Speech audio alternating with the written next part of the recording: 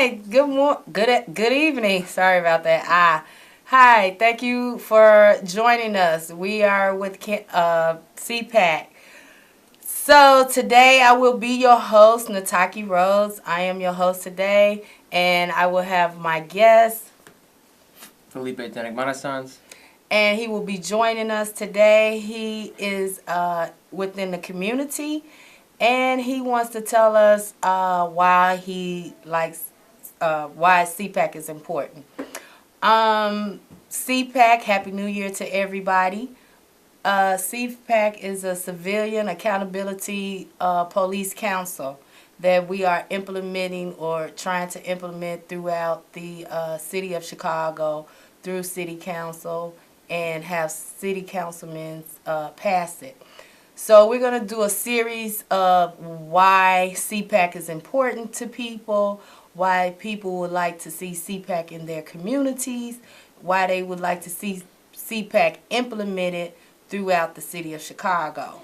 So I'm going to have a series of hosts come within these coming weeks to tell you why they support CPAC and why CPAC is important to their community and bringing it into their community.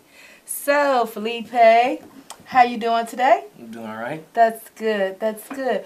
Tell us a little bit about yourself. Where you live at? You're married. How many children do you have? And what community are you from? Yeah, I'm actually, as of tomorrow, I'll be in Norwood Park. Okay. A new resident of Chicago. I've lived inside and outside of Chicago for the last decade. I have two beautiful young children, and Okay. I'm 5 years into a beautiful marriage. Great. And what else did you ask? I'm sorry. And what community you live in? How long you been living in Chicago? Were you born and raised in Chicago? No, I was, my mother immigrated here from Spain, and she married my father here in this country. I actually grew up in Galena, Illinois, so Okay. on the outskirts by Iowa and Wisconsin. Okay. And later in my life, I decided to come to the city, Okay. so I've been here a little over a decade. Okay. But you love Chicago, your family. You plan on raising your family here in Chicago. I had to fight real hard to get inside Chicago. So. Okay, so tell us a little bit about the community that you're moving into. What's so exciting about this community? What do you like about the community? Well, we picked Norwood Park mainly just because it was close to my wife's family. We wanted to be close to where they live. They live in the Park Ridge area, and so that was a great location. Also, I think it's a great opportunity for me as I hopefully get more politically active in the years coming. I think it's an interesting area because it's one of those 3 or 4 pocket areas where all the city police and fire officials and officers move to. Great. So I think it has an opportunity to make a huge impact potentially with other folks that are like-minded to really push on folks to really think about what it would actually mean to have community control over police departments, fire departments, more of the city functions. Okay.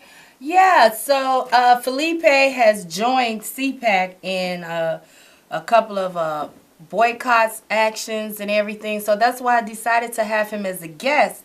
Because like I said, in the upcoming weeks, we want to find out in the communities, from different communities, why are they supporting CPAC? What does CPAC mean to their community? What is it? What would the community look like with CPAC in it? So I'm going to have a various of diverse guests on the show explaining it to us.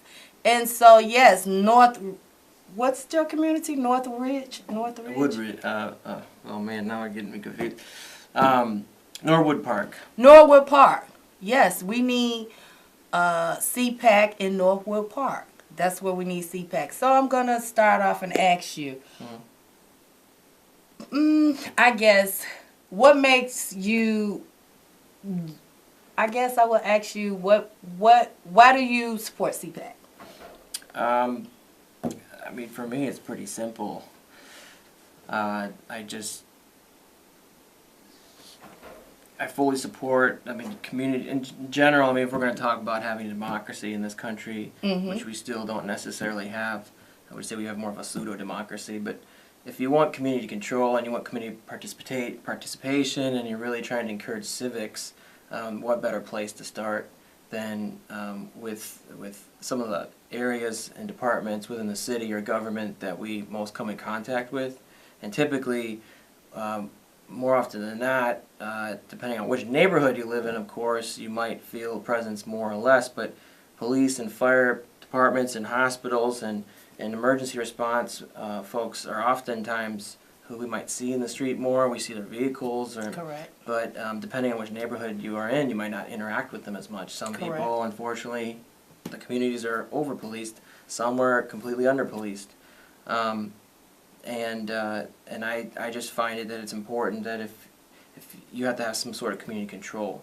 There's really interesting model coming out of Scotland. I had a chance to meet a few months back with the chief of, they have different terms there, but they call it the director of violence, usually violence prevention. And she had a very huge impact actually in Scotland and reduced recidivism rates and violence rates by like almost 40%, which is just unprecedented. And she used a completely different approach than we use in the country here. And the thing that was most interesting to me that really makes me go even further with more strength and more support for organizations like CPAC and for that purpose is that what she said is that they actually go in the community and get permission on how they can police. Okay. So they don't even have guns in Scotland. They only have batons. Wow. And it's what the community actually allows them. It's a very like mutual back and forth. I know nothing's perfect, but I just found that to be profoundly different than the way we do policing here. And the reason that some of the reasons she said that they were able to reduce recidivism rates and violence rates to such a degree is because they really took health inequity or health lens and applied it when they thought about how to staff up and how to actually work with the community and reduce violence. Okay. And what they saw was time and time again, it's kind of like people would throw handcuffs on. It was more of a violent interaction, not really looking at deep root causes of, well, why is there violence here? It's not necessarily like a natural human behavior to be violent. It's usually as a reaction to something. Correct. And so she actually was teaching officers to be more like social workers. Again, they would patrol with no guns, and their approach was actually walking and getting to know the community more.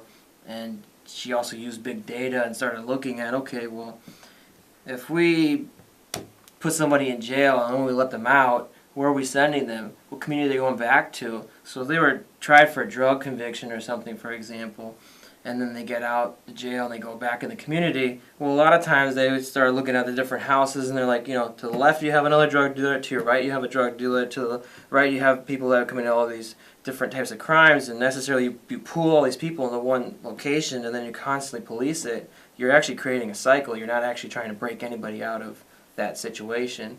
So they started actually going an approach with bringing people from the community that maybe had violent backgrounds before but came out of it and decided to try different approaches. They actually hired them on staff, so previous gang members and previous folks that had these backgrounds, but had actually seen that there's other ways to handle life's challenges, and also just there are oppressive systems within government structures and within our communities that are constantly putting pressures on people. So how do you should take those folks from that community that have really seen how to create change in a more positive way for their community and let them create that change and realize that change. So she had brought people from the community to be part of their department, and they actually started a whole street crew. And I mean, this is just one small example. Okay.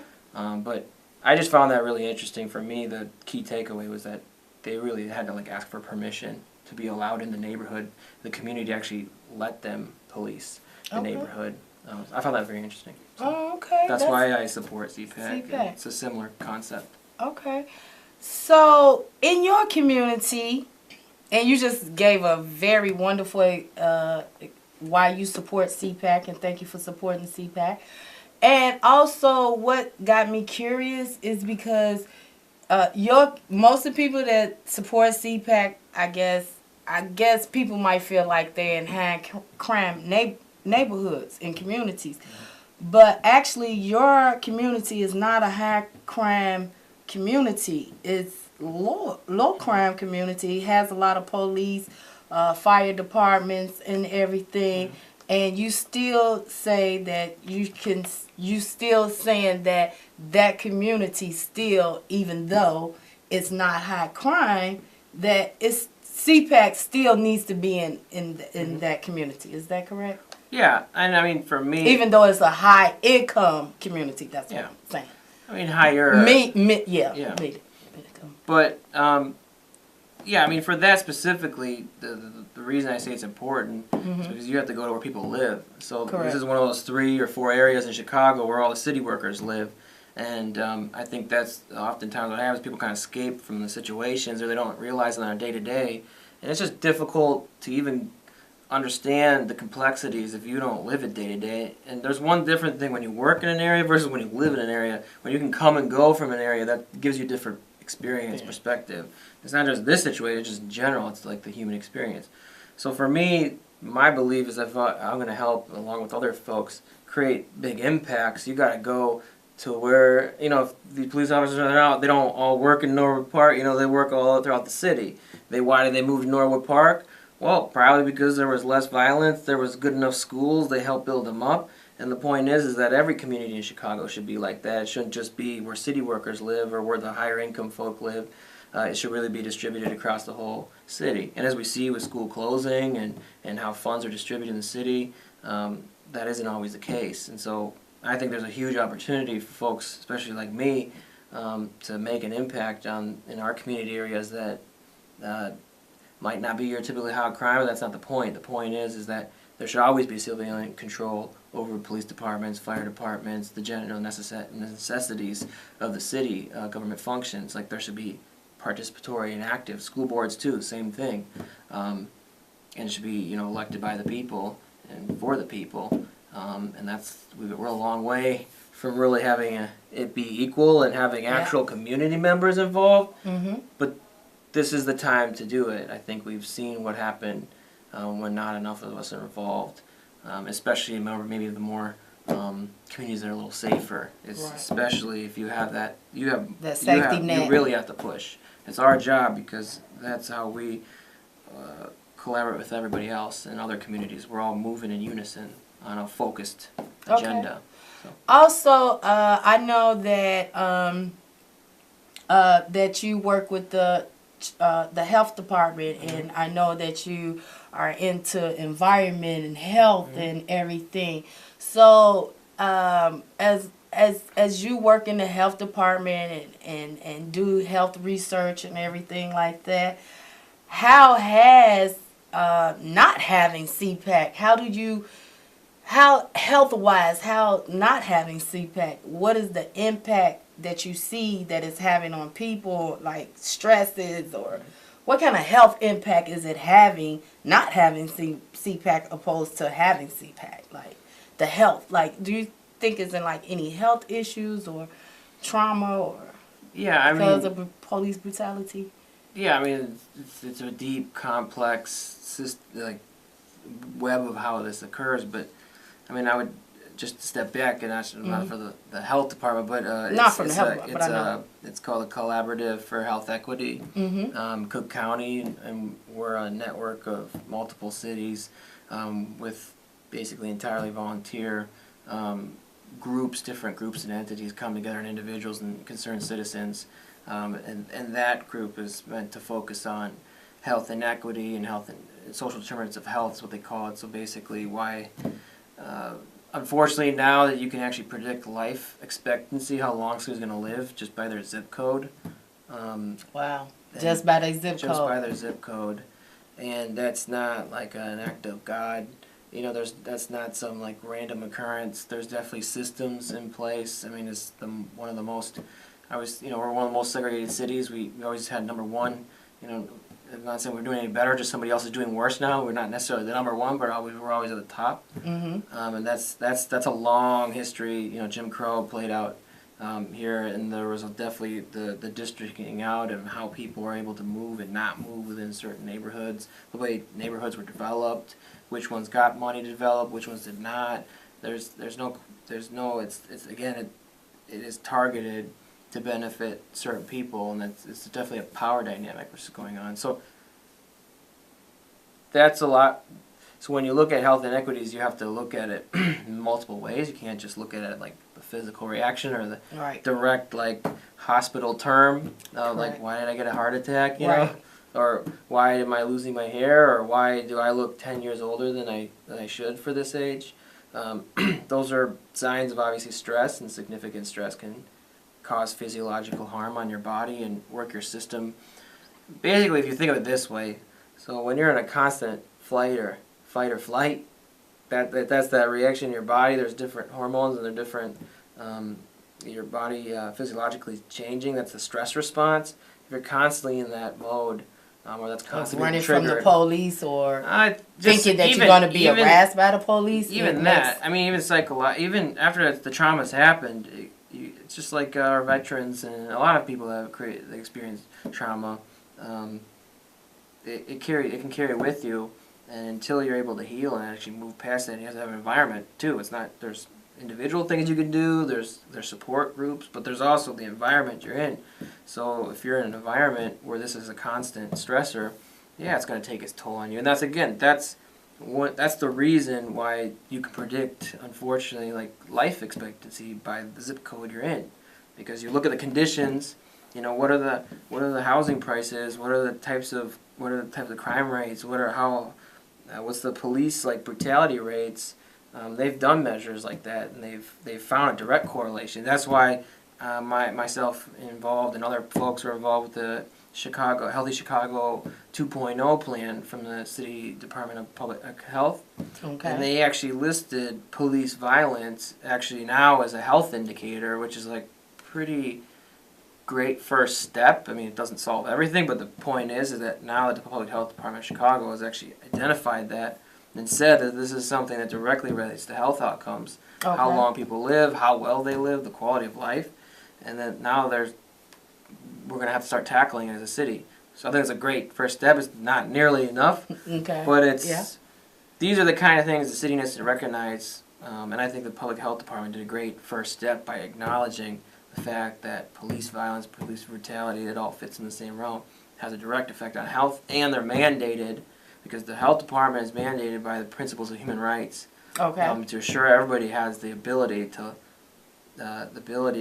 and the space to live out their lives to their fullest potential. And that's a basic convention of the United Nations, which we're part of. Yeah. We helped carve that out as a country, wrote that, and helped direct other countries. And yet we still have a hard time following it ourselves. We have some of the worst police brutality and violence rates in the entire world, even some of the more questionable ones. So I think we have a lot of growth to do, but it's good to see the city of Chicago, at least we're recognizing it. We definitely got a long way to go, and I think CPAC is that bridge that can move us in a direction a lot faster, because it has some fundamental principles of community control, and the community always knows what's best for itself. Okay. I think that answers your question. I didn't get too much into the health, because I don't want to.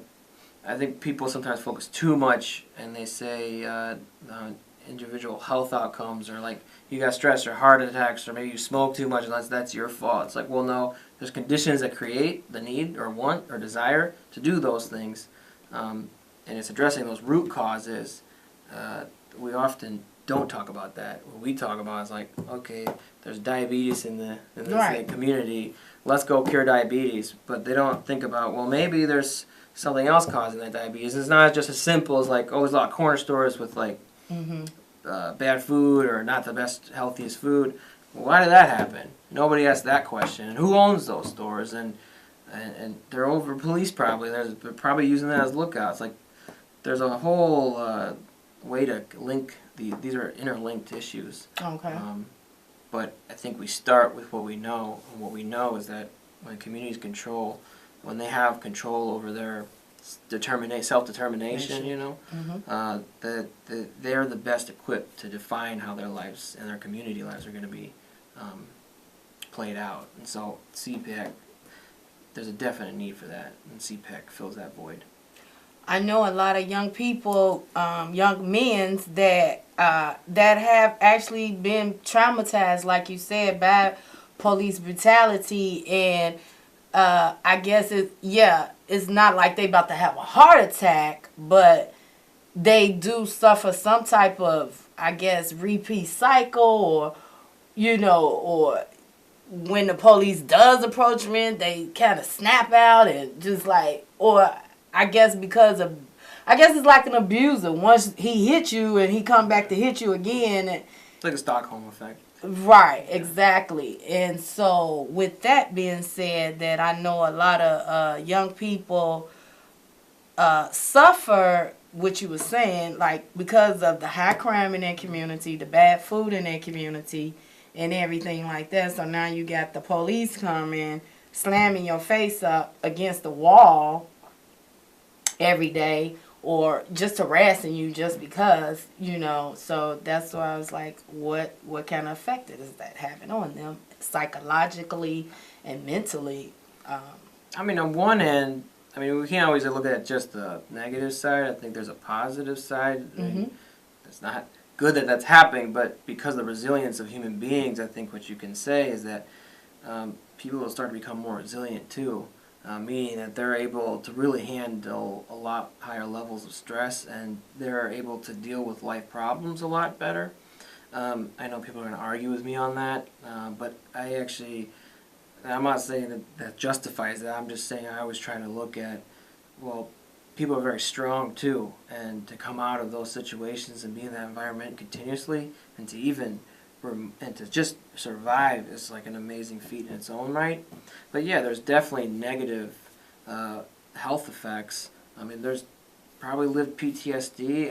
I've always said it's on both ends. Mm-hmm. I've said it to my friends, and again, we get in arguments about it, but I've also said I find it very interesting how many people from military end up being in police roles, and there's already a huge lapse that we know with veterans and getting mental health support, and PTSD is a huge issue with returning veterans, and then a lot of those folks end up going into police and police corrections types of positions. Correct. Again, not treated, and then it's perpetuated even worse. So, and then they're going to be making decisions based on maybe something triggers them, and that's part of.